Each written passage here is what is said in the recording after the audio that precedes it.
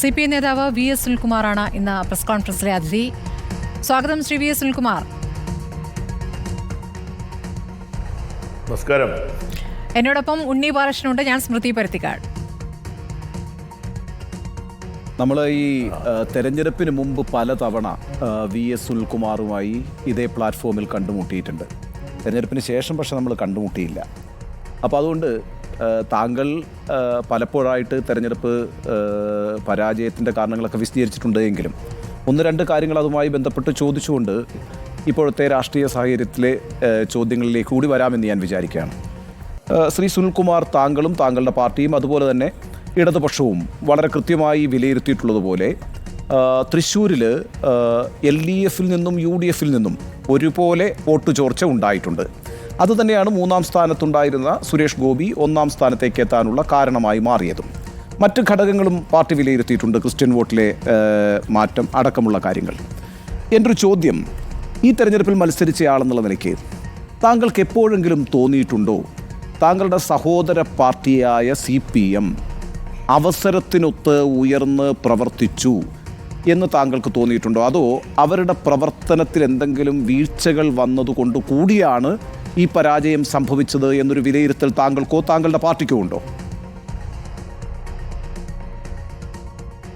ഒരിക്കലും അങ്ങനെ ഉണ്ടായിട്ടില്ല. കാരണം എന്താണെന്ന് വെച്ചാൽ ഈ ഇടതുപക്ഷ ജനാധിപത്യ മുന്നണി ഇപ്പോൾ രണ്ടാം സ്ഥാനത്ത് നിൽക്കുന്നതിൽ കഴിഞ്ഞ 2019 തെരഞ്ഞെടുപ്പിൽ ഞങ്ങൾക്ക് കിട്ടിയതിനേക്കാളും 17,000 വോട്ടുകൾ കൂടുതൽ കിട്ടി ഞങ്ങളിപ്പോൾ രണ്ടാം സ്ഥാനത്ത് നിൽക്കുന്നുവെന്ന് അവകാശപ്പെടാവുന്ന നിലയിലേക്ക് വോട്ടിംഗ് ഉയർന്നു വന്നിരിക്കുന്നതിൻ്റെ പിന്നിൽ CPM-ൻ്റെ 10,000-കണക്കായ സജീവ പ്രവർത്തകർ ആത്മാർത്ഥമായി കൂടി പ്രവർത്തിച്ചിട്ടാണ് നമ്മൾ ആ നിലയിലെത്തിയിരിക്കുന്നത്. അപ്പോൾ അങ്ങനെ ഒരു വിലയിരുത്തൽ ഒരിക്കലും നടത്തുന്നത് ശരിയാവില്ല എന്ന് അസന്നിഗ്ധമായി തന്നെ ഇവിടെ പറയേണ്ടി വരും.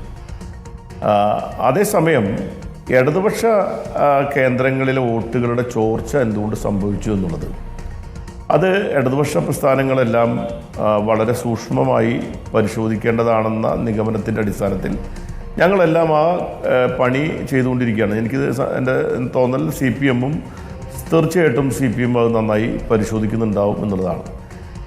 നമുക്ക് ഒരിക്കലും ഒരു സ്ഥാനാർത്ഥി എന്ന നിലയിൽ എവിടെയെങ്കിലും അങ്ങനെ ഒരു വീഴ്ച സംഭവിക്കുന്നതായിട്ട് തെരഞ്ഞെടുപ്പിൻ്റെ റിസൾട്ട് വരുമ്പോൾ പോലും നമുക്ക് മനസ്സിലാവുന്നപ്പോഴാണ് ഇങ്ങനെ നമുക്ക് വോട്ട് ചോർന്നു പോയിട്ടുണ്ടോ എന്നുള്ളത്.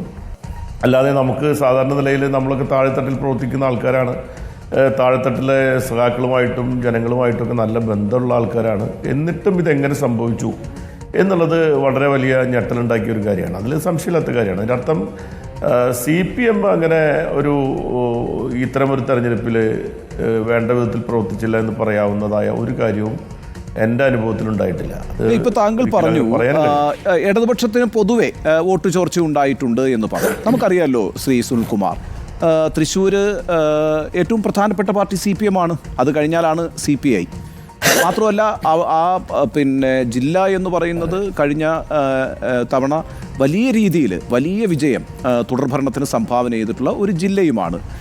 കരുവന്നൂർ അടക്കമുള്ള പ്രശ്നങ്ങളിലേക്ക് നമുക്ക് വരാം. ഞാൻ പറയുന്നത് ഇടതുപക്ഷത്തു നിന്ന് വോട്ട് ചോർന്നു എന്ന് പറയുമ്പോൾ സ്വാഭാവികമായും നല്ലൊരു ശതമാനം വോട്ട് ചോർച്ച സംഭവിക്കുക CPM-ൽ നിന്നാണ്. അവരാണല്ലോ അവിടുത്തെ ഒന്നാമത്തെ പാർട്ടി എന്ന് പറയുന്നത്. അവിടെ തന്നെ K മുരളീധരൻ ആവർത്തിച്ചു പറഞ്ഞുകൊണ്ടിരിക്കുന്നൊരു കാര്യം, ഒരു അന്തർധാര അവിടെ പ്രവർത്തിച്ചിട്ടുണ്ട് CPM-ഉം BJP-യും എന്നുള്ള മട്ടിൽ. ഞാനതിനെ ഒരു രാഷ്ട്രീയ ആരോപണം എന്നുള്ള നിലയ്ക്കാണ് കാണുന്നത്. എങ്കിൽ കൂടിയും CPM-ൻ്റെ ഉറച്ച വോട്ടുകളിൽ ഒരു വിള്ളൽ വന്നിട്ടുണ്ട് എങ്കിൽ അതൊരു ചെറിയ കാര്യമാണോ? താങ്കൾ തന്നെ പറയുന്നു ഇടതുപക്ഷത്തെന്ന്, താങ്കൾ വളരെ മാന്യമായി പറയുന്നു ഒരു വലിയ വോട്ട് ഉയർച്ച ഉണ്ടായിട്ടുണ്ട് എന്ന്. പക്ഷേ അത് യഥാർത്ഥത്തിൽ സംഭവിക്കുന്നത് CPM-ൽ നിന്നാണ്.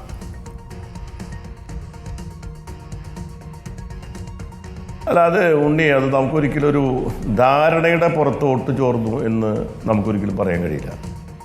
ഇപ്പോൾ കോൺഗ്രസ് ഉന്നയിക്കുന്നത് അത് രാഷ്ട്രീയ ആരോപണമാണെന്ന് ഉണ്ണി തന്നെ പറഞ്ഞതാണ് എനിക്ക് ആവർത്തിച്ച് പറയാനുള്ളത്. കാരണം കോൺഗ്രസ് നേരത്തെ പറഞ്ഞുകൊണ്ടിരുന്നൊരു കാര്യം BJP-യും കോൺഗ്രസും തമ്മിലാണ് മത്സരം എന്നുള്ളത് തെരഞ്ഞെടുപ്പിന് മുമ്പ് തന്നെ.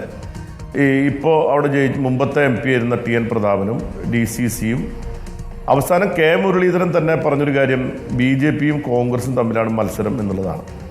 അങ്ങനെ BJP-യും കോൺഗ്രസും തമ്മിലാണെന്ന് മത്സരം എന്ന് അവർ പറയുകയും 2019 തെരഞ്ഞെടുപ്പിൽ അവർ ഒന്നാം സ്ഥാനത്ത് വന്ന് സിറ്റിംഗ് എം പി ആയി അവിടെ സിറ്റിംഗ് എം പിയെ നേടിയെടുക്കുകയും ചെയ്തൊരു മണ്ഡലമാണ്.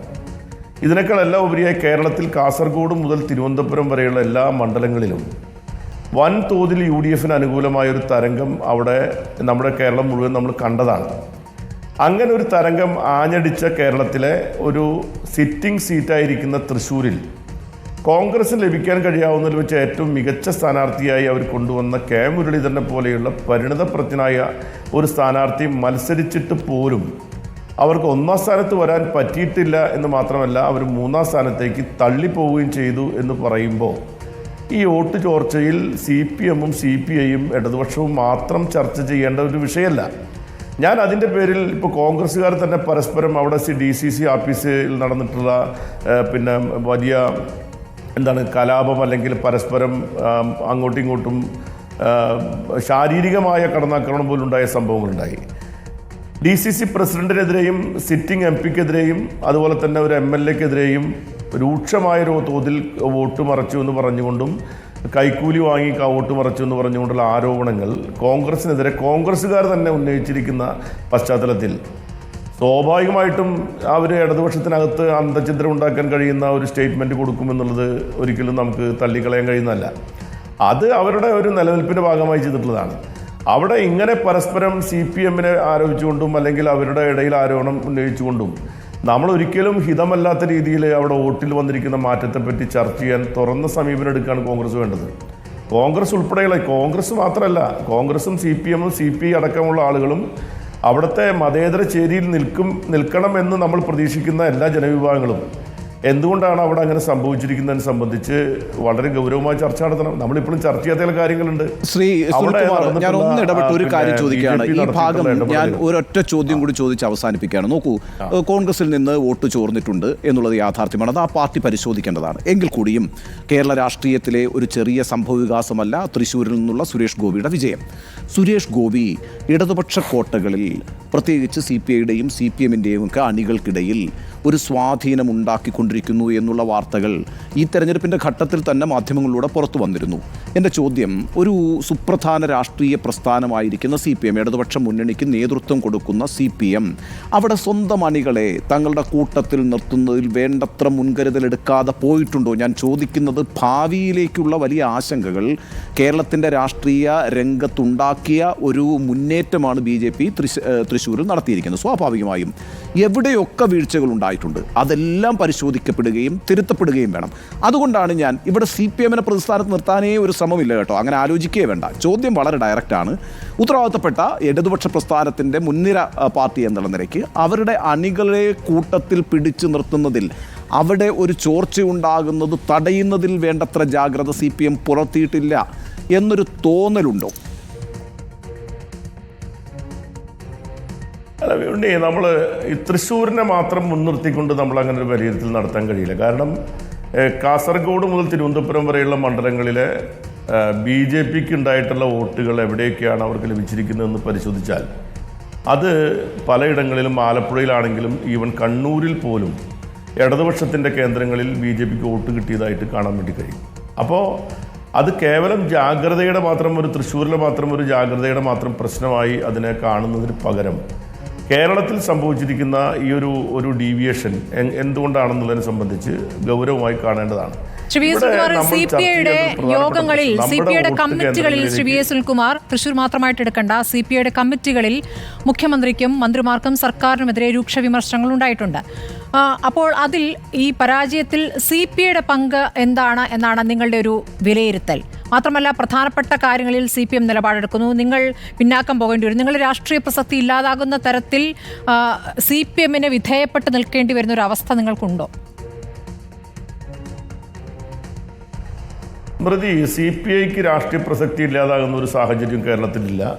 ഞങ്ങൾ ഒരിക്കലും പിറകിൽ പോകേണ്ട സാഹചര്യം കേരളത്തിലില്ല. കേരളത്തിലെ CPI സംബന്ധിച്ചിടത്തോളം ഇടതുപക്ഷ ഐക്യത്തിന് വേണ്ടി നിലകൊള്ളുന്ന ഒരു പ്രസ്ഥാനം എന്ന് പറയുന്ന ഒരു പൊളിറ്റിക്കൽ സ്റ്റാൻഡാണ്. ആ സ്റ്റാൻഡിൻ്റെ അടിസ്ഥാനത്തിൽ ഞങ്ങളെടുക്കുന്ന നിലപാടുകൾ ഞങ്ങളെ CPI ദുർബലപ്പെടുത്താനോ അല്ലെങ്കിൽ CPI പിറകിൽ പോകുന്നതിൻ്റെ ഭാഗമായിട്ടല്ല. അതൊഴികെ ഒരു കാര്യത്തിലും ഞങ്ങൾ ഒരു കാരണവശാലും ഒരു വിട്ടുവീഴ്ച ഞങ്ങൾ ചെയ്തിട്ടില്ല, ചെയ്യാൻ ഉദ്ദേശിക്കുന്നുമില്ല. ഇവിടുത്തെ പ്രശ്നം CPIയുടെ യോഗങ്ങളിൽ സ്വാഭാവികമായിട്ടും പലതരം വിമർശനങ്ങളുണ്ടാവും. ആ വിമർശനം ഉണ്ടാവുന്നു എന്നുള്ളത് തന്നെയാണ് ആ പാർട്ടിയുടെ പ്രത്യേകത. കാരണം ഏത് തരത്തിലുള്ള വിമർശനം, ഇപ്പോൾ മുഖ്യമന്ത്രിക്കെതിരെ വിമർശനം ഉണ്ടായെന്ന് വരാം, ഞങ്ങളുടെ മന്ത്രിമാർക്കെതിരെ ഉണ്ടാവും, ഞങ്ങളുടെ ലീഡർഷിപ്പിനെതിരെ വിമർശനം ഉണ്ടാവും. അത് കമ്മ്യൂണിസ്റ്റ് പാർട്ടിയുടെ പ്രത്യേകിച്ച് ഒരു തോൽവിയുടെ പശ്ചാത്തലത്തിൽ നമ്മുടെ സഖാക്കൾ അതിൻ്റെ എല്ലാ വശങ്ങളെപ്പറ്റിയും ചർച്ച ചെയ്യുന്നത് സാധാരണ നടപടിക്രമമാണ്.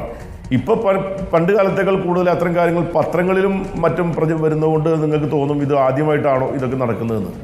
പ്രത്യേകിച്ച് തോൽവിയുടെ പശ്ചാത്തലത്തിൽ അത്തരമൊരു ചർച്ച അനിവാര്യമാണ്. എവിടേക്കാണ് പാളിച്ചകൾ സംഭവിച്ചിട്ടുണ്ട് എന്നുള്ളതിനെ സംബന്ധിച്ച് പരിശോധിക്കണ്ടേ?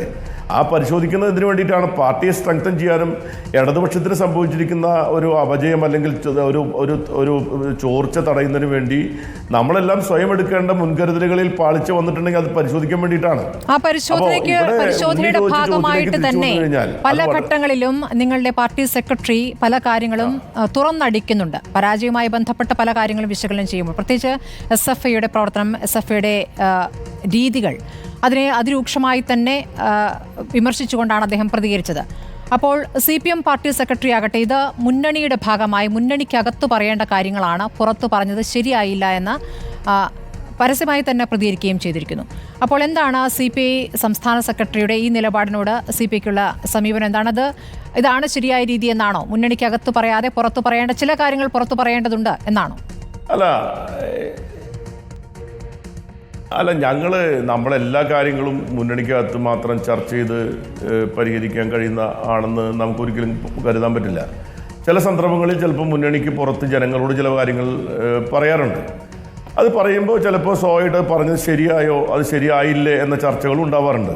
അത്രമാത്രം കണ്ടാൽ മതി. ഇപ്പോൾ CPIയുടെ സംസ്ഥാന സെക്രട്ടറി പറഞ്ഞ കാര്യത്തെ സംബന്ധിച്ച് SFIക്ക് വ്യത്യസ്ത അഭിപ്രായം പറയേണ്ടായി, DYFI പ്രത്യേക അഭിപ്രായം പറയേണ്ടായി, AIYFIനെ പറ്റി അഭിപ്രായം പറഞ്ഞു, അല്ലെങ്കിൽ CPMന് സംസ്ഥാന സെക്രട്ടറി തന്നെ അഭിപ്രായം പറഞ്ഞു. അതിനെ ആരോഗ്യകരമായി കാണാനാണ് ഞങ്ങൾ ആഗ്രഹിക്കുന്നത്. ഇതൊരിക്കലും ഒരു സംഘടനയെ അല്ലെങ്കിൽ അവരുടെ പ്രസക്തിയെ ഇല്ലാതാക്കാനോ അല്ലെങ്കിൽ ഇടതുപക്ഷത്തിൻ്റെ പ്രസക്തി എതിരാളികൾക്ക് ഒരു വടി കൊടുക്കാനോ വേണ്ടി ഉദ്ദേശിച്ചുകൊണ്ട് ചെയ്യുന്നതല്ല. സ്വാഭാവികമായിട്ടും ജനങ്ങൾക്കിടയിൽ ഉണ്ടാകുന്ന ചില ആശങ്കകൾ സംബന്ധിച്ച് നമ്മുടെ ആശങ്കകൾ നമ്മൾ പരസ്യമായി പങ്കുവയ്ക്കുന്നതിൻ്റെ ഭാഗമായിട്ടാകണം സംസ്ഥാന സെക്രട്ടറി അത്തരമൊരു അഭിപ്രായ പ്രകടനം നടത്തിയിട്ടുണ്ടാവുക. ആ അഭിപ്രായ പ്രകടനം നടത്തുമ്പോഴും ഞങ്ങൾ പാലിക്കുന്ന ജാഗ്രത എന്ന് പറയുന്നത് അതിൻ്റെ പേരിൽ ഒരു ഇടതുപക്ഷത്തിന് പാളിച്ച് സംഭവിക്കുക അല്ലെങ്കിൽ ഇടതുപക്ഷത്തിൻ്റെ ശത്രുക്കൾക്ക് ഒരു വടി കൊടുക്കാനോ അല്ലെങ്കിൽ അത് ഇടതുപക്ഷ ഐക്യത്തിന് വിഘാതം ഉണ്ടാക്കാനോ ഞങ്ങൾ ആഗ്രഹിക്കുന്നില്ല. എന്തായാലും CPIക്ക് അങ്ങനെ താല്പര്യമില്ല. അങ്ങനെ ഉദ്ദേശിച്ചുകൊണ്ട് CPI സംസ്ഥാന സെക്രട്ടറി പറയുകയും ചെയ്യില്ല. ശരി, തൃശ്ശൂരിലേക്ക് തന്നെ വരികയാണെങ്കിൽ ശ്രീ VS സുനിൽകുമാർ, തൃശ്ശൂരിൽ മേയർ ഉണ്ടാക്കുന്ന പൊല്ലാപ്പുകൾ താങ്കൾ തന്നെ സുനിൽകുമാർ തന്നെ പലതവണ പരാതിപ്പെട്ടതാണ് ഈ മേയറെ മാറ്റണമെന്ന്. പക്ഷേ കോൺഗ്രസ് വിമതനായി വന്ന ഈ മേയറെ കൊണ്ടു നടക്കുക എന്ന രൂപത്തിലേക്ക് പോകുന്നു. CPIയുടെ നിലപാടിനേക്കാൾ വലുത് കോർപ്പറേഷൻ നിലനിർത്തുകയാണ് എന്നതുകൊണ്ട് സുരേഷ് ഗോപിയെ എത്രത്തോളം പുകഴ്ത്തിയാലും അതൊരു തുടർച്ചയുണ്ടായാലും അയാൾ തന്നെ തുടരട്ടെ എന്നൊരു തീരുമാനത്തിലേക്ക് CPM പോകുന്നു. എന്താണ് ഈ കാര്യത്തിൽ പറയാനുള്ളത്? അല്ല, ഇതിൽ ഇപ്പോൾ ഒരു മേയർ ഇവിടെ ജയിച്ചൊരു MP കേന്ദ്രമന്ത്രിയായിട്ട് വരുമ്പോൾ അദ്ദേഹത്തെ സ്വീകരിക്കുന്നു, അദ്ദേഹത്തെ പറ്റി നല്ല രണ്ട് വാക്ക് പറയുന്നു എന്നൊക്കെ പറയുന്നത് ഒരു ഡിപ്ലോമസിയുടെ ഭാഗമായി തന്നെ കാണേണ്ടതാണ്. ഞങ്ങൾക്കത് കാണാൻ യാതൊരു പ്രയാസമുള്ള ആൾക്കാരല്ല. ഒരു മേയറെ സംബന്ധിച്ച് ഇപ്പോൾ നേരത്തെ നിങ്ങൾ പറഞ്ഞൊരു പശ്ചാത്തലത്തിൽ 23ഉം 24ഉം സീറ്റിൽ നിൽക്കുന്ന സമയത്താണ്, ഒരു സീറ്റിൽ ഇലക്ഷൻ നടക്കുന്ന സമയത്താണ് ഒരു റിബലായിട്ടുള്ള ഒരാൾ മത്സരിക്കുന്നു, ജയിക്കുന്നു. ഞാനടക്കം അദ്ദേഹത്തെ സംസാരിച്ചിട്ടുള്ളതാണ്. അങ്ങനെ ഒരു ജെന്റിൽമാൻ എഗ്രിമെൻറ്റിൻ്റെ ഭാഗമായി അദ്ദേഹം മേയറായിട്ട് വരുമ്പോൾ ഇടതുപക്ഷ ജനാധിപത്യ മുന്നണിയിലുണ്ടായിരുന്ന ഒരു ധാരണ ഞങ്ങൾക്ക് 1 വർഷം മേയർഷിപ്പ് ഒഴിഞ്ഞു കൊടുക്കണം CPIക്ക് എന്നുള്ള ധാരണയുണ്ടായിരുന്നു. ഇടക്കാലത്ത് വെച്ച് അവിടെ കോൺഗ്രസ് ഒരു സീറ്റിൽ കോൺഗ്രസ് ജയിച്ചപ്പോൾ 24 മാറിയും ഈ മേയറുടെ വോട്ട് നിർണായകമായി വരികയും ചെയ്ത സന്ദർഭത്തിൽ ഇദ്ദേഹം മേയർ സ്ഥാനം ഒഴിയാൻ തയ്യാറായില്ല, CPIക്ക് കൊടുക്കാൻ തയ്യാറായി. ആ സമയത്തും ഞങ്ങൾ മേയർക്കെതിരായി പരസ്യമായിട്ടൊരു വാക്കും പറയാത്തവരാണ്. കാരണം അത് ഇടതുപക്ഷത്തിൻ്റെ ഒരു മേയറായി തന്നെ നിൽക്കട്ടെ, ഒരു പ്രശ്നം ഉണ്ടാക്കണ്ട എന്നൊരിൽ ഞങ്ങൾ അത് പറയാതിരുന്നിട്ടുള്ള ആൾക്കാരാണ്. ഇപ്പോൾ ഞങ്ങൾ ഇങ്ങനെ പറയുന്നതിന് കാരണം ഇപ്പോൾ ഈ സമയത്ത് കേന്ദ്രമന്ത്രിയെ പറ്റി മേയർ എന്തെങ്കിലും നല്ല വാക്ക് പറഞ്ഞതുകൊണ്ടുള്ള വിഷമം കൊണ്ട് പറഞ്ഞിട്ടുള്ളതല്ല. മറിച്ച് കഴിഞ്ഞ തെരഞ്ഞെടുപ്പ് കാലഘട്ടത്തിൽ അദ്ദേഹം പറഞ്ഞുകൊണ്ടിരിക്കുന്ന കാര്യം ഞാൻ ഇടതുപക്ഷത്തിൻ്റെ ശക്തനായ ഒരു രാഷ്ട്രീയം ഉയർത്തിപ്പിടിക്കുന്ന ആളാണെന്നാണല്ലോ അദ്ദേഹം പറയുന്നത്. അങ്ങനെ ഒരു രാഷ്ട്രീയം ഉയർത്തിപ്പിടിക്കുമ്പോൾ ഇടതുപക്ഷ ജനാധിപത്യ മുന്നണിയുടെ രാഷ്ട്രീയമാണ് ഉയർത്തിപ്പിടിക്കുന്നതെങ്കിൽ തെരഞ്ഞെടുപ്പിൻ്റെ ഘട്ടത്തിൽ ഇടതുപക്ഷ ജനാധിപത്യ മുന്നണിയുടെ സ്ഥാനാർത്ഥിക്ക് വേണ്ടി അദ്ദേഹം പ്രവർത്തിക്കാനും ആ സ്ഥാനാർത്ഥിയുടെ വിജയത്തിന് വേണ്ടി ശക്തമായ നിലപാടെടുക്കാനും അദ്ദേഹം തയ്യാറാവണം. അതിന് പകരം ആ ഘട്ടത്തിൽ NDA സ്ഥാനാർത്ഥിയുടെ മഹിമയെ പറ്റിയും NDA സ്ഥാനാർത്ഥിയുടെ വികസന താല്പര്യങ്ങളെ പറ്റിയൊക്കെ പറയുമ്പോൾ വസ്തുതാപരമായ കാര്യങ്ങളില്ല എന്ന് മാത്രമല്ല, അതിൻ്റെ പിന്നിൽ കൃത്യമായ അദ്ദേഹത്തിന് അറിയാം. അദ്ദേഹം അങ്ങനെ കാര്യങ്ങൾ അറിയാത്ത ആളല്ലല്ലോ. ഇത് ഗുണം ചെയ്യാൻ പോകുന്ന NDA സ്ഥാനാർത്ഥിക്കാണെന്ന് അറിഞ്ഞുകൊണ്ട് തന്നെ അദ്ദേഹം പറയുമ്പോൾ അത് നമുക്കൊരിക്കലും അംഗീകരിച്ചു കൊടുക്കാൻ പറ്റുന്നില്ല. അതൊരു വഞ്ചനാപരമായ നിലപാടാണ്. കാരണം ഇപ്പോൾ ഞാൻ പലപ്പോഴും പറഞ്ഞൊരു കാര്യമാണ്, തൃശ്ശൂരിലെ 5 കൊല്ലം MLA ആയിരുന്ന ആളാണ്. മന്ത്രിയായിരിക്കുന്ന സമയത്ത് ഈ പറയുന്ന മേയറുടെ അധികാരപരിധിയിൽ വരുന്ന പ്രദേശം മാത്രമാണ് തൃശ്ശൂർ മണ്ഡലം എന്ന് പറയുന്നത്. പൂർണ്ണമായിട്ട് കോർപ്പറേഷനകത്ത് വരുന്നൊരു മണ്ഡലമാണ്. ആ മണ്ഡലത്തിലെ ആരോഗ്യരംഗത്ത്, വിദ്യാഭ്യാസ രംഗത്ത്, പിന്നെ അടിസ്ഥാന വികസന രംഗത്ത്, കായിക രംഗത്ത്, സാംസ്കാരിക രംഗത്ത്, ഇങ്ങനെ ഓരോ രംഗത്തും കൃത്യമായ ദീർഘവീക്ഷണത്തോടു കൂടി 1200 കോടിയോളം രൂപയുടെ വ്യത്യസ്തമായ വികസന പദ്ധതികൾ നടപ്പാക്കിക്കൊണ്ടിരിക്കുകയും ചെയ്തിട്ടുള്ളത് ഞാൻ MLA എന്ന കാലഘട്ടത്തിലാണ്. അപ്പോൾ അങ്ങനെ ഒരു പ്രവർത്തനം നടത്തിയിട്ടുള്ള ഒരു സ്വന്തം മുന്നണിയുടെ MLA ആയിരുന്ന ആൾ, മന്ത്രിയായിരുന്ന ആൾ അവിടെ സ്ഥാനാർത്ഥിയായിട്ട് മത്സരിക്കുമ്പോൾ അദ്ദേഹം പറയേണ്ട എവിടെയാണ്? അപ്പോൾ ചോറ് ഇവിടെയും കൂറ് അവിടെയും എന്ന നിലയിൽ ഒരു ഇടതുപക്ഷത്തിൻ്റെ മേയർ പ്രവർത്തിച്ചു കഴിഞ്ഞാൽ അതിനെ ഒരിക്കലും ന്യായീകരിക്കാനും അംഗീകരിച്ചു കൊടുക്കാനും ഇടതുപക്ഷ ജനാധിപത്യ മുന്നണിക്കകത്ത് നിന്നുകൊണ്ട് CPIക്ക് സാധ്യമല്ല. പ്രത്യേകിച്ച് അദ്ദേഹം CPMൻ്റെ ഒരു മുന്നണിയുടെ ഭാഗമായി നിന്ന് മത്സരം ജയിച്ചു വന്ന ആളല്ല. നമ്മൾ ഒരു പ്രത്യേക സാഹചര്യത്തിൽ ഇടതുപക്ഷത്തിൻ്റെ അധികാരം നിലനിർത്താൻ വേണ്ടി ചെയ്ത ഒരു കാര്യമാണ്. എനിക്ക് തോന്നുന്നൊരു കാര്യം, ഇപ്പോൾ ഇടതുപക്ഷത്തെ സംബന്ധിച്ചിടത്തോളം നമുക്കവിടെ മേയർ സ്ഥാനം എന്ന് പറയുന്നത് വാസ്തവത്തിൽ ഇടതുപക്ഷ രാഷ്ട്രീയത്തിന് പല പ്രതിസന്ധികളും സൃഷ്ടിക്കുന്ന നിലയിലേക്ക് അദ്ദേഹം കൊണ്ടുപോകുന്നു എന്നുള്ളതാണ്. അദ്ദേഹം ഇടതുപക്ഷ പ്രസ്ഥാനത്തിൻ്റെ ഒരു രാഷ്ട്രീയ ഉത്തരവാദിത്വം നിർവഹിച്ചുകൊണ്ടല്ല ഈ മേയർ അവിടെ പ്രവർത്തിച്ചുകൊണ്ടിരിക്കുന്നത്. അപ്പോൾ അത് ഞങ്ങൾക്ക് അംഗീകരിച്ചു കൊടുക്കാൻ പറ്റാത്ത കാര്യമാണ്. അത് തെരഞ്ഞെടുപ്പിൽ ഇപ്പോൾ ഈ മേയർ കാരണമാണ് തോൽക്കാൻ കാരണം എന്ന് വെച്ചാൽ മേയറുടെ പ്രവർത്തനം ഒരു പ്രധാനപ്പെട്ട ഘടകമാണ് ആ മണ്ഡലത്തെ സംബന്ധിച്ചിടത്തോളം. അല്ല, ഇവിടെ താങ്കളെ തടസ്സപ്പെടുത്തുന്നില്ല. നമുക്ക് ആ വിഷയത്തിൽ തന്നെ തുടരാം. അതായത് ഇപ്പോൾ താങ്കൾ പ്രയോഗിച്ചൊരു കാര്യമുണ്ട്, ചോറ് ഇവിടെയും കൂറ് അവിടെയും, ആ നിലയ്ക്ക് മേയർ പെരുമാറുന്നു എന്ന് പറയുന്നു. അങ്ങനെയാണെങ്കിൽ അതൊരു തുടർച്ചയാണ്. അതാണ് ഞാൻ ഈ ആദ്യ ഭാഗത്ത് ചോദിച്ചത്. അതിന് മുമ്പ് CPIക്ക് പോലും വിമർശനമുണ്ടല്ലോ. ഇപ്പോൾ കരുവന്നൂരിൻ്റെ പേരിൽ ED ചോദ്യം ചെയ്ത, പ്രതിയൊന്നും ആക്കിയിട്ടില്ലെങ്കിലും ചോദ്യം ചെയ്ത MK കണ്ണനെ പോലെ ഒരാൾക്കാണ് പ്രധാനമായും അവിടെ പ്രചാരണ ചുമതല ഉണ്ടായിരുന്നത്. കരുവന്നൂർ തന്നെ നിങ്ങൾക്ക് വളരെ ഡാമേജിങ് ആയിരിക്കുമ്പോഴാണ് അത്തരത്തിലൊരു നിലപാട് CPM അവിടെ സ്വീകരിക്കുന്നത്. CPMൻ്റെ ഇപ്പം ഇടതുപക്ഷത്തിൻ്റെ മേയറായിട്ടുള്ള ആളെക്കുറിച്ച് താങ്കൾ പറയുന്നു ചോറ് ഇവിടെയും കൂറ് അവിടെയുമാണെന്നൊക്കെ. അപ്പോൾ ഇതിൻ്റെ തെരഞ്ഞെടുപ്പിന് മുമ്പും അതിനുശേഷവും ഒക്കെ ആയിട്ട് ഈ CPM അവിടെ എടുക്കുന്ന ഒരു സമീപനം അതൊരു തുടർച്ചയാണോ? അതൊക്കെ വളരെ ഡാമേജിങ് ആയിട്ടില്ല. അതാണ് ഞാൻ ആദ്യ ഘട്ടത്തിൽ ചോദിച്ചത് സുനിൽകുമാറിനോട്. CPMൻ്റെ അവിടുത്തെ പ്രവർത്തനങ്ങൾ വേണ്ടത്ര ശക്തമായിരുന്നോ ഈ തിരഞ്ഞെടുപ്പിൽ എന്ന്? ഒരു സംശയം, ഞാൻ വീണ്ടും ആവർത്തിച്ച് പറഞ്ഞു, ഞാൻ ആ തെരഞ്ഞെടുപ്പിലെ സ്ഥാനാർത്ഥിയായി CPMൻ്റെ സഹാക്കളുടെ ആത്മാർത്ഥമായ പ്രവർത്തനങ്ങൾ നേരിട്ട് അനുഭവിച്ചൊരു വ്യക്തിയാണ് ഞാൻ. പിന്നെ ഞാൻ എങ്ങനെയാണ് അങ്ങനെ പറയാൻ പറ്റുണ്ണി? പക്ഷേ ഒരു കാര്യം ഞാൻ ഉണ്ണിയോട് പറയുന്നത്, അല്ലെങ്കിൽ സ്മൃതിയും കൂടി ഇരിക്കുന്ന ഈ ചർച്ചയിൽ എനിക്ക് പറയാനുള്ളത്, ഞാൻ പറയാൻ ശ്രമിച്ച ഒരു കാര്യം നിങ്ങൾ അതിൻ്റെ ഇടയിൽ വേറെ വിഷയം വന്നുകൊണ്ടാണ്. ഈ BJPയുടെ വിജയത്തിന് രാഷ്ട്രീയ കാരണങ്ങൾ മാത്രമല്ല അവിടെയുള്ളത്. BJP കൃത്യമായിട്ടുള്ള വലിയൊരു മാനിപ്പുലേഷൻ, ഒരു തെരഞ്ഞെടുപ്പ് മാനിപ്പുലേഷൻ നടത്തിയിട്ടുള്ള ഒരു തെരഞ്ഞെടുപ്പാണിത്.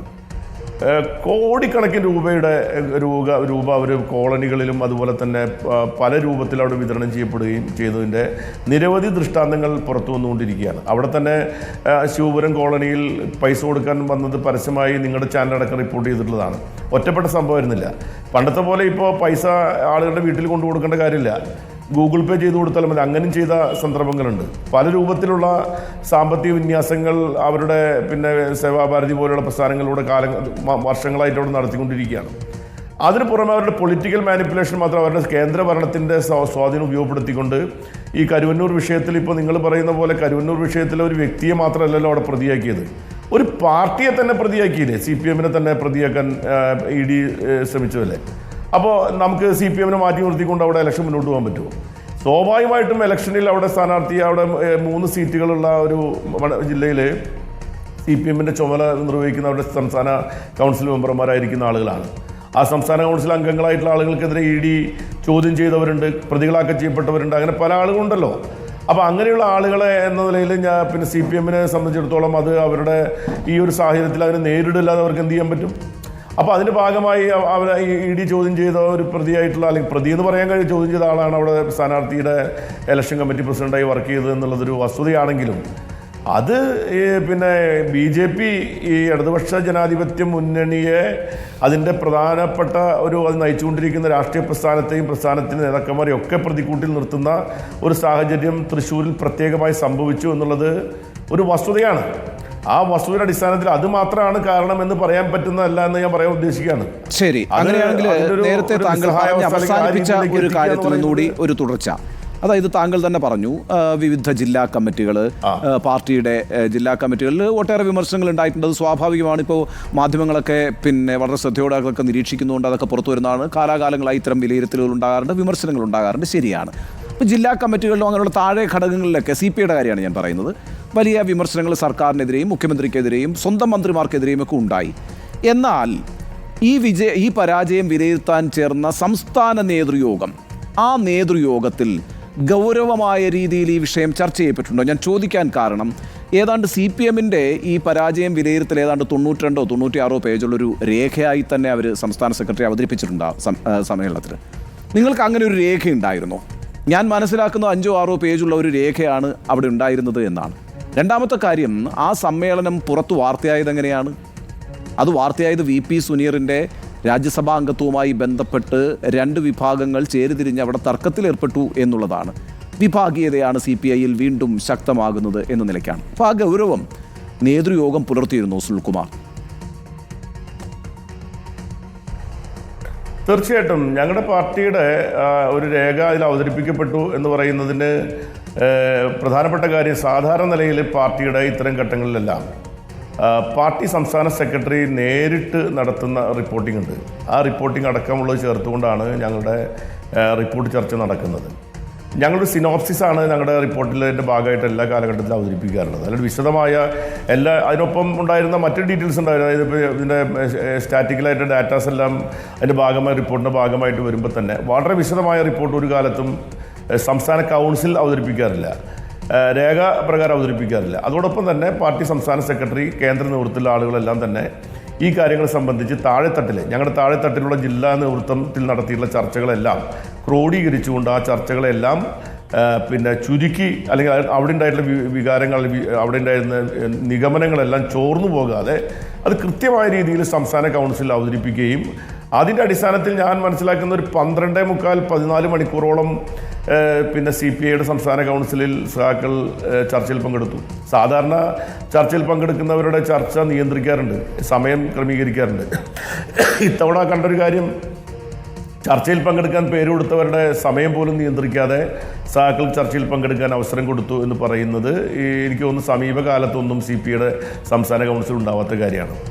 ആ കാര്യങ്ങളെല്ലാം ഞങ്ങൾ നടത്തിയുള്ള ഗൗരവതരമായ ചർച്ചകളേക്കാൾ കൂടുതലായി അവിടെ വന്നതെന്താണ്, ഒരിക്കലും അവിടെ സംഭവിച്ച അല്ലെങ്കിൽ ആ രീതിയിൽ നടക്കാത്ത ചർച്ചയെ സംബന്ധിച്ച വാർത്തകളാണ് ഇവിടെ പുറത്തു വന്നിരിക്കുന്നത്. ഞങ്ങളുടെ പാർട്ടിക്കകത്ത് വീണ്ടും വിഭാഗീയതയുണ്ടെന്നും പിന്നെ രാജ്യസഭാ ഇലക്ഷനുമായി ബന്ധപ്പെട്ടുകൊണ്ട് എന്തോ വലിയ വിവാദങ്ങൾ സംഭവിച്ചിരിക്കുന്നു എന്ന നിലയിലുള്ള ചർച്ചകളാണ് അവിടെ ഉണ്ടായത്. വളരെ ആരോഗ്യകരമായ ചർച്ചയാണ് അവിടെ നടന്നിരിക്കുന്നത്. അത് തെരഞ്ഞെടുപ്പുമായി ബന്ധപ്പെട്ട് ഓരോ പ്രദേശത്തുണ്ടായിട്ടുള്ള പ്രത്യേകതകളോ അല്ലെങ്കിൽ അവർക്കുണ്ടായിട്ടുള്ള പിന്നെ അഭിപ്രായങ്ങളൊക്കെ അവിടെ പ്രകടിപ്പിക്കപ്പെട്ടു. സ്വാഭാവികമായിട്ടും സംസ്ഥാന ഗവൺമെൻറ്റുമായി ബന്ധപ്പെട്ട വിമർശനങ്ങളുണ്ടാവും. അതോടൊപ്പം തന്നെ മന്ത്രിമാരെ പറ്റിയുള്ള വിമർശനങ്ങളുണ്ടാവും, പാർട്ടി നേതൃത്വത്തിൻ്റെ ഇടപെടലിനെ പറ്റിയുള്ള വിമർശനങ്ങളൊക്കെ ഈ കൗൺസിലിൻ്റെ ചർച്ചകളൊക്കെ ഉണ്ടാവും. അതെല്ലാ കൗൺസിൽ ചർച്ചകളും ഉണ്ടാവുന്ന സാധാരണ കാര്യങ്ങളാണ്. പക്ഷെ അതൊന്നും അല്ല അവിടെ പുറത്തു വന്ന കാര്യങ്ങൾ. അവിടെ ഒരിക്കലും നടക്കാത്ത കാര്യങ്ങളെ പറ്റിയിട്ടുള്ള ഒരു വിവരങ്ങൾ ചർച്ചകൾ അതിനകത്ത് നടന്നു എന്നുള്ളത് നമ്മളുടെ സോഴ്സ് തന്നെ നമ്മളോട് വ്യക്തമാക്കുന്നതാണ്. ഇനി അത് സുനിൽകുമാർ ആ യോഗത്തിൽ പങ്കെടുത്തയാളും ഞാൻ പങ്കെടുക്കാത്ത ആളുമാണ്. താങ്കൾ നിഷേധിച്ചാൽ എനിക്കൊന്നും ചെയ്യാൻ കഴിയില്ല. പ്രശ്നം, കാനം രാജേന്ദ്രൻ്റെ മരണാനന്തരം വളരെ പെട്ടെന്ന് നമുക്കറിയുന്നത് പോലെ കോട്ടയം ജില്ലാ കമ്മിറ്റി ഓഫീസിലാണെന്നാണ് എൻ്റെ ഒരു ഓർമ്മ. അവിടെ വെച്ച് വളരെ തിരക്കിട്ടൊരു യോഗം ചേരുകയും ബിനോയ് വിശ്വത്തെ സംസ്ഥാന സെക്രട്ടറി ആക്കുകയും ചെയ്യുന്നു. കാനത്തിൻ്റെ ഒരു ആഗ്രഹം, അദ്ദേഹത്തിന് നടക്കാൻ കഴിയാത്തൊരു സാഹചര്യത്തിൽ ബിനോയിയെ ആ ചുമതല ഏൽപ്പിക്കണമെന്നായിരുന്നു എന്നും അങ്ങനൊരു കത്തുണ്ട് എന്നും ഒക്കെ പറയപ്പെടുന്നു. പിന്നീട് അതേ മാതൃകയിൽ കാനത്തിൻ്റെ ആഗ്രഹം എന്ന മട്ടിൽ PP സുനീറിനെ രാജ്യസഭാ സ്ഥാനാർത്ഥിയാക്കുന്നു. അക്കാര്യത്തിൽ വിമർശനങ്ങളുള്ളൊരു പക്ഷം ആ പാർട്ടിക്കകത്തുണ്ട്. ആ വിമർശനം ഉന്നയിക്കപ്പെട്ടിരുന്നു. അങ്ങനെ ഉന്നയിക്കപ്പെട്ട സാഹചര്യത്തിൽ 2 വിഭാഗങ്ങളായി ചേരിതിരിഞ്ഞു നിന്നുകൊണ്ട് അക്കാര്യം സംബന്ധിച്ചൊരു തർക്കം ആ പാർട്ടിക്കുള്ളിൽ ഉണ്ടായി എന്നാണ് എൻ്റെ ചോദ്യം. 2009 അങ്ങേക്ക് അറിയാവുന്നതാണല്ലോ, രാജ്യസഭാ സ്ഥാനാർത്ഥിത്വവുമായി ബന്ധപ്പെട്ടാണല്ലോ CPI-യിൽ ഒരു വിഭാഗീയത രൂപപ്പെടുന്ന. അന്ന് കാനം രാജേന്ദ്രൻ രാജ്യസഭാ സ്ഥാനാർത്ഥിയാകുമെന്ന് വിചാരിക്കുന്നു. അന്ന് പിന്നെ M. അച്യുതൻ ജനയോഗത്തിൻ്റെ എഡിറ്ററായിരുന്ന അദ്ദേഹം സ്ഥാനാർത്ഥിയാകുന്നു. അത് K. ഇസ്മയിലിൻ്റെ പിന്തുണയോടെ ആകുന്നു. അപ്പോൾ ആ സമയം മുതൽ പിന്നീട് സംസ്ഥാന സെക്രട്ടറി ആയിട്ട് വെളിയം ഭാർഗവനെ മാറ്റുന്ന CK ചന്ദ്രപ്പൻ വരുന്ന ആ നീക്കം മുതൽ പിന്നെ വിഭാഗീയത ശക്തമാവുകയും കാനം പിടിച്ചെടുക്കുകയുമാണ് പാർട്ടി. ആ രീതിയിലൊക്കെയാണ് ആ വാർത്തകൾ പുറത്തേക്ക് വന്നിട്ടുള്ളത്. വീണ്ടും ഒരു രാജ്യസഭാ സീറ്റിനെ ചൊല്ലി ഇത്തരത്തിലൊരു തർക്കം മൂർച്ഛിക്കുകയാണോ CPI-യിൽ? ഇവിടെ എൻ്റെ മുമ്പിലേക്ക് വെച്ച ചോദ്യത്തിനകത്ത് തന്നെ ഒരുപാട് തെറ്റായ കാര്യങ്ങളുണ്ട്. ഞാനതിന് നേരിട്ട് മറുപടി പറഞ്ഞാൽ ഇത് കേൾക്കുന്ന CPI സഹാക്കൾ വിചാരിക്കും ഈ ഉണ്ണി വന്ന് പറഞ്ഞ കാര്യങ്ങളൊക്കെ സുനിൽ അംഗീകരിച്ചോ. ഒന്ന്, 2009 നടന്ന ഒരു രാജ്യസഭ ഇലക്ഷനുമായി ബന്ധപ്പെട്ട് CPI-യിൽ വിഭാഗീയത ഉടലെടുത്തു എന്ന് പറയുന്നതൊന്നും ശരിയായ കാര്യമില്ല. രണ്ടാമത്തെ കാര്യം, വെളിയം ഭാർഗവൻ മാറ്റി എന്ന് പറയുന്നത്, വെളിയം ഭാർഗവൻ മാറി പന്നിയൻ രവീന്ദ്രൻ, അതിന് ശേഷം CK ചന്ദ്രപ്പനൊക്കെ വന്നതിന് ശേഷമാണ് കാനം രാജേന്ദ്രൻ സംസ്ഥാന സെക്രട്ടറി ആയിട്ട് വരുന്നത്. അല്ലാതെ നേരെ വെളിയം ഭാർഗവൻ മാറി CK ചന്ദ്രപ്പൻ ആയതല്ല. അപ്പോൾ ഇവിടെ പിന്നെ അവസാനം പറഞ്ഞൊരു കാര്യം, ഇപ്പോൾ സഖാവ് സുനീറിനെ സ്ഥാനാർത്ഥിയാക്കിയതുമായി ബന്ധപ്പെട്ട് അത് പരിപൂർണമായ ഭരണഘടനാപരമായ അധികാരമുള്ളത് സംസ്ഥാന എക്സിക്യൂട്ടീവിനാണെന്ന് ഞങ്ങൾക്കൊക്കെ അറിയാവുന്ന കാര്യമാണ്.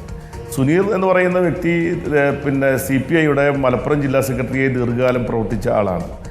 2 തവണ ലോക്സഭയിലേക്കും അതുപോലെ തന്നെ പിന്നെ സംസ്ഥാന നിയമസഭയിലേക്കും മത്സരിച്ച് പരാജയപ്പെടുകയും പിന്നീട് സംസ്ഥാന എക്സിക്യൂട്ടീവിൽ കുറേ കാലം പ്രവർത്തിക്കുകയും പിന്നീട് സംസ്ഥാന അസിസ്റ്റന്റ് സെക്രട്ടറിയായി വരികയും ചെയ്തിട്ടുള്ള ചെറുപ്പക്കാരുടെ ഇടയിൽ നിന്ന് വളർന്നു വന്നൊരു സഖാവാണ് സഖാവ് PP സുനീർ. അങ്ങനെ ഒരു സഖാവിനെ സ്ഥാനാർത്ഥിയാക്കുന്നതിന് ഈ പറയുന്ന പ്രത്യേകിച്ച് ഒരു കാറ്റഗറിയുടെ ആവശ്യവും പാർട്ടിയെ സംബന്ധിച്ചില്ല. പക്ഷേ യോഗത്തിൽ ഇങ്ങനെ ഒരു ചർച്ചകളൊന്നും നടന്നിട്ടില്ല എന്നാണല്ലോ ശ്രീ VS സുനിൽകുമാർ കേൾക്കുന്നത്. കമ്മ്യൂണിസ്റ്റ് രീതിയിൽ സാധാരണഗതിയിൽ കമ്മിറ്റികൾ ചർച്ച ചെയ്ത് തീരുമാനമെടുക്കുന്നു. അപ്പോൾ ബിനോയ് വിശ്വം പാർട്ടി സെക്രട്ടറി ആയത് തന്നെ കാനം ആഗ്രഹിച്ചിരുന്നു എന്ന മട്ടിൽ പെട്ടെന്ന് തീരുമാനം വരുന്നു. സുനീറിന്റെ കാര്യത്തിലും കാനം ആഗ്രഹിച്ചിരുന്നു എന്ന മട്ടിലാണ് തീരുമാനം വന്നിരിക്കുന്നതെന്ന് കേൾക്കുന്നു. അപ്പോൾ പാർട്ടിയിൽ ആലോചിക്കുകയല്ലേ? അപ്പോൾ നോക്കൂ, യോഗത്തിനകത്തെ ചർച്ചയുടെ വാചകങ്ങളടക്കം പുറത്തു വരികയാണല്ലോ. താങ്കളുമായി ബന്ധപ്പെട്ട് 40 വയസ്സിന് മുമ്പ് MLA-യും 50 വയസ്സിന് മുമ്പ് മന്ത്രിയുമായ ആൾ വിമർശനവുമായി വരുന്നു, അതായത് സുനീറിനെതിരെ വിമർശനവുമായി വരുന്നു എന്നതടക്കമുള്ള കാര്യങ്ങളൊക്കെയാണ് പുറത്തു വരുന്നത്. അത് N. അരുൺ ഉന്നയിച്ച ഒരു വിമർശനമായിട്ടാണ് പുറത്തു വന്നത്. താങ്കളത് പൂർണ്ണമായി നിഷേധിക്കുകയാണോ? പൂർണ്ണമായി നിഷേധിക്കുന്നു. കാരണം ഞാൻ അങ്ങനെ വിമർശനം അവിടെ ഉന്നയിച്ചിട്ടില്ല. എൻ്റെ ഭാഗത്തുണ്ടായിരിക്കുന്ന വിമർശനം അത്തരം വിമർശനങ്ങളൊന്നുമല്ല. ഞാൻ പാർട്ടിയുമായി ബന്ധപ്പെട്ട് നടത്തേണ്ടതായിട്ടുള്ള കാര്യങ്ങളെ പറ്റിയുള്ള വിമർശനങ്ങൾ നടത്തിയിരിക്കുന്നത് ദേശീയ രാഷ്ട്രീയവും സംസ്ഥാന രാഷ്ട്രീയവുമായി ബന്ധപ്പെട്ടുകൊണ്ട് ഉത്തരവാദിത്തത്തോടു കൂടി തന്നെ പാർട്ടിക്ക് വേണ്ടി നടത്തിയിട്ടുള്ള പാർട്ടിയുമായി ബന്ധപ്പെട്ട അഭിപ്രായ പ്രകടനങ്ങൾ നടത്തിയിട്ടുള്ള ആളാണ്. അതിന് എന്തിനാണ് ഇങ്ങനെ ഒരു റിപ്പോർട്ടിംഗ് ആയിട്ട് വന്നതെന്ന് എനിക്കറിയില്ല. ഏതായാലും അത്തരമൊരു റിപ്പോർട്ടിന് യാതൊരു അടിസ്ഥാനമുള്ള കാര്യങ്ങൾ അവിടെ നടന്നിട്ടില്ല. ഒരുപക്ഷെ ആ കമ്മിറ്റിയിൽ പങ്കെടുത്ത സഹാക്കൾ ചിലപ്പോൾ ചോദിക്കുന്നത് എങ്ങനെ ഉണ്ടായോ എന്ന് ചോദിക്കുന്ന മട്ടിലാണ് ഈ കാര്യങ്ങൾ ഇവിടെ റിപ്പോർട്ട് ചെയ്യപ്പെട്ടിരിക്കുന്നത്. അതായത് വളരെ എക്സാഗറേറ്റ് ചെയ്യപ്പെട്ടിട്ടുള്ള ഒരു റിപ്പോർട്ടാണ് അത് സംബന്ധിച്ചുള്ളത്. സുനീറിനെ സ്ഥാനാർത്ഥിയാക്കുന്നതിന് സുനീർ സ്ഥാനാർത്ഥിയാകാൻ എല്ലാം കൊണ്ടും അർഹനായിട്ടുള്ള ഒരു സ്ഥാനാർത്ഥിയാണ് പിന്നെ സഖാവാണ് PP സുനീർ. യാതൊരു സംശയമില്ലാത്ത കാര്യമാണ്. അപ്പോൾ അത് സംബന്ധിച്ച് സഹാക്കൾക്ക് അഭിപ്രായങ്ങളൊക്കെ ഉണ്ടാവും. പാർട്ടി സംസ്ഥാന കൗൺസിൽ അഭിപ്രായ പ്രകടനം നടത്തുക, അഭിപ്രായ പ്രകടനങ്ങളൊക്കെ പറയാം. പക്ഷെ അതിന്റെ അർത്ഥം PP സുനീർ സ്ഥാനാർത്ഥിയാകാൻ യോഗ്യനല്ല എന്നൊരു ആളും അങ്ങനെയല്ല. യോഗ്യതയുണ്ടായിട്ടും സ്ഥാനങ്ങളിലേക്ക് എത്താതെ ചിലരുണ്ടല്ലോ. ഇപ്പോൾ പ്രകാശ് ബാബുവിനെ പോലുള്ള നേതാക്കൾ, അദ്ദേഹം ഇപ്പോൾ സീനിയറായ നേതാവാണ്. പക്ഷെ അദ്ദേഹത്തിന്റെ അർഹതയ്ക്കുള്ള ഒരു അംഗീകാരം അദ്ദേഹത്തിന് പാർട്ടി നൽകിയിട്ടുണ്ടോ? അല്ല, പാർട്ടി നൽകുക എന്ന് പറഞ്ഞാൽ പാർട്ടിയെ സംബന്ധിച്ചിടത്തോളം പല രീതിയിലാണ് അംഗീകാരം നൽകുക. എല്ലാ ആളുകളും എല്ലായ്പ്പോഴും മത്സരിക്കാൻ അവസരം കിട്ടുന്നവരല്ല. ഇപ്പം എന്നേക്കാളും മത്സരിക്കാൻ അർഹതപ്പെട്ട ആൾക്കാർക്ക് മത്സരിക്കാൻ പറ്റാതെ വന്നിട്ടുണ്ട്. എന്നാൽ എന്നേക്കാൾ അർഹതയില്ലാത്ത ആൾക്കാർ ചിലപ്പോൾ മത്സരിച്ചു എന്ന് വരാൻ നാളെ. ഇതൊക്കെ പാർട്ടിയിൽ പല ഘട്ടങ്ങളിൽ പല സാഹചര്യങ്ങളിൽ എടുക്കുന്ന തീരുമാനങ്ങളാണ്. അത് പാർട്ടി പൊതുവായി ആ സമയത്ത് പാർട്ടിക്ക് തോന്നുന്ന യുക്തമെന്നും അല്ലെങ്കിൽ പാർട്ടിയുടെ ആരോഗ്യത്തിന് ഗുണകരമെന്നും തോന്നുന്ന കാര്യങ്ങളിൽ പാർട്ടി എടുക്കുന്ന കൂട്ടായ തീരുമാനങ്ങളാണ്. ഇവിടെ പാർട്ടിയുടെ അന്തരിച്ചുപോയ സംസ്ഥാന സെക്രട്ടറി പറഞ്ഞു വെച്ചതനുസരിച്ചാണ് കാര്യങ്ങൾ നിശ്ചയിക്കുന്നതെന്ന് പറഞ്ഞ് വില കുറയുന്ന രീതിയിലേക്ക് പാർട്ടി സംസ്ഥാന കമ്മിറ്റിയുടെ അല്ലെങ്കിൽ എക്സിക്യൂട്ടീവിൻ്റെ തീരുമാനങ്ങൾ നിങ്ങൾ ദയവായി വിലയിരുത്തരുത്. ഒരുപക്ഷെ അങ്ങനെ വ്യാഖ്യാനങ്ങളൊക്കെ വരുന്നുണ്ടായിരിക്കാം. പക്ഷേ യഥാർത്ഥത്തിൽ പാർട്ടിയുടെ സംസ്ഥാന എക്സിക്യൂട്ടീവ് കാര്യങ്ങളെല്ലാം വിശദമായി ചർച്ച ചെയ്യാറുണ്ട്. ആ ചർച്ചയുടെ കൂടി അടിസ്ഥാനത്തിലാണ് എല്ലാ കാര്യങ്ങളും നിശ്ചയിച്ചു പോരുന്നത്. അല്ല, ഇതിനകത്ത് അങ്ങനെ ചോദ്യം വരാൻ കാരണം പുറത്തേക്ക് വന്നൊരു വാർത്ത അങ്ങനെ ശ്രദ്ധയിൽപ്പെടുത്താൻ വേണ്ടി മാത്രം പറയുന്നു. ഇനിയുമുണ്ടോ കാനത്തിന്റെ പേരിലുള്ള ഒസ്യത്തുകൾ എന്ന് ചിലർ ആ യോഗത്തിൽ ചോദിച്ചതായിട്ടാണ് റിപ്പോർട്ട്. അതുകൊണ്ടാണ് ഈ ചോദ്യം ഞങ്ങൾ ഈ പ്രസ് കോൺഫറൻസിൽ ഉന്നയിക്കുന്നത്. അതിനകത്തൊരു ക്ലാരിറ്റി വരുത്തിയാൽ മതി, പ്രശ്നം കഴിഞ്ഞു. യെസ്, അത്രേ ഉള്ളൂ. ഞാൻ പറയുന്നത് താങ്കൾ ന്യൂസ് പിന്നെ എഡിറ്റർമാരെന്ന നിലയിൽ നിങ്ങൾക്ക് പല രീതിയിലുള്ള ഇൻഫർമേഷൻസ് നിങ്ങൾക്ക് കിട്ടുന്നുണ്ടായിരിക്കാം. അത് ഞാനതിൻ്റെ സോഴ്സ് ഏതാണെന്നോ എങ്ങനെ കിട്ടിയെന്നൊന്നും എനിക്ക് ചോദിക്കാനുള്ള അവകാശമോ അധികാരമോ ഒന്നും എനിക്കില്ല. പക്ഷേ ഞാൻ പറയുന്നത് പാർട്ടിയുടെ ഉത്തരവാദിത്തപ്പെട്ട ഒരു സ്റ്റേറ്റ് കൗൺസിൽ മെമ്പർ എന്ന നിലയിൽ എനിക്ക് പറയാനുള്ളത്, ഇവിടെ നിങ്ങൾ പറയുന്നത് പോലെയുള്ള ചർച്ചകളല്ല അവിടെ നടന്നിട്ടുള്ളത്. ഇവിടെ സ്ഥാനാർത്ഥിയുടെ യോഗ്യതയെക്കുറിച്ചുള്ള ചർച്ചകളോ അദ്ദേഹത്തെ നിർത്തിയതിനെ സംബന്ധിച്ച് അത് തെറ്റായിപ്പോയി എന്ന ചർച്ചകളോ ഒന്നുമല്ല ഉണ്ടായിട്ടുള്ളത്.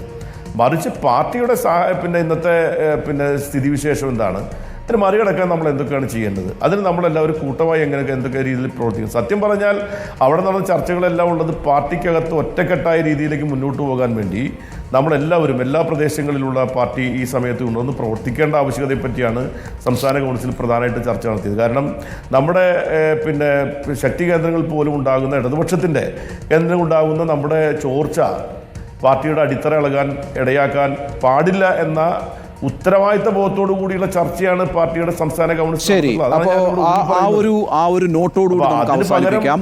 നമ്മുടെ സമയം അതിക്രമിച്ചിരിക്കുന്നതുകൊണ്ടാണ്. ഉത്തരവാദിത്ത ബോധത്തോടുകൂടി പാർട്ടിയുടെ ഏത് തലങ്ങളിലൊക്കെ ചോർച്ച സംഭവിച്ചിട്ടുണ്ട് അതെല്ലാം വിലയിരുത്തി ഒറ്റക്കെട്ടായി ശക്തമായി മുന്നോട്ട് പോകാൻ കഴിയട്ടെ. എല്ലാ ആശംസകളും ശ്രീ വി എസ് സുനിൽകുമാർ. ഞങ്ങൾക്ക് വിശദമായി വീണ്ടും ഇരിക്കേണ്ടതുണ്ട്. കാരണം നമ്മൾ ഏതാണ്ട് ഒരു പാതി വഴിക്കാണ് ഈ ചർച്ച നിർത്തിയിരിക്കുന്നത്. വിശദമായി നമുക്കിരിക്കാം. വിശദമായി ഇരിക്കേണ്ട കാര്യങ്ങളുമുണ്ട്. വളരെയധികം നന്ദി ഞങ്ങളോട് ഈ സമയത്ത്. വിളിച്ചാലും വരാം. Thank you.